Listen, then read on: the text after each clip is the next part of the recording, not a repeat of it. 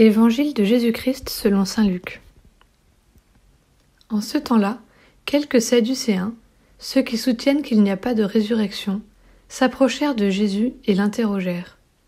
« Maître, Moïse nous a prescrit, si un homme a un frère qui meurt en laissant une épouse mais pas d'enfant, il doit épouser la veuve pour susciter une descendance à son frère.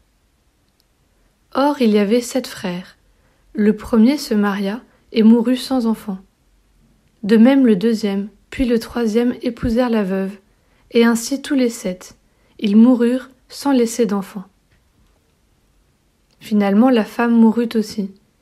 Eh bien, à la résurrection, cette femme-là, duquel d'entre eux sera-t-elle l'épouse, puisque les 7 l'ont eue pour épouse ? Jésus leur répondit, « Les enfants de ce monde prennent femme et mari, mais ceux qui ont été jugés dignes d'avoir part au monde à venir et à la résurrection d'entre les morts ne prennent ni femme ni mari, car ils ne peuvent plus mourir. Ils sont semblables aux anges, ils sont enfants de Dieu et enfants de la résurrection. Que les morts ressuscitent.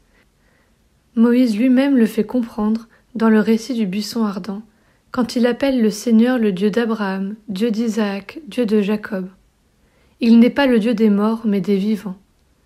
Tous, en effet, vivent pour lui. » Alors certains scribes prirent la parole pour dire « Maître, tu as bien parlé », et ils n'osaient plus l'interroger sur quoi que ce soit.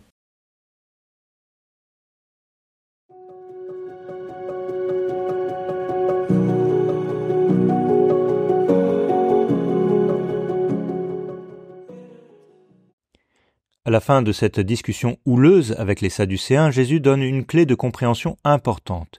Tous, en effet, vivent pour lui. Comment cette phrase nous aide-t-elle à comprendre la réponse de Jésus ? Les Sadducéens ont posé une question sur le mariage. Dans le mariage, les époux se donnent l'un à l'autre pour vivre ensemble le don de soi à Dieu et à leurs frères.